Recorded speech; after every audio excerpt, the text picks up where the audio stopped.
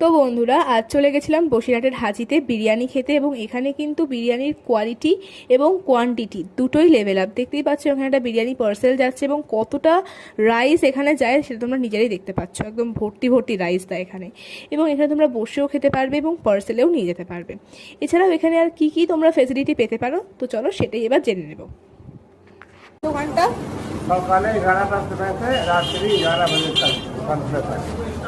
প্রতিদিন থাকে? সপ্তাহে 7 দিনই তো? हाँ, सप्ताह 7 दिन क्या 12 मास 300 साल का 365 दिन में से 365 दिन खुला থাকে।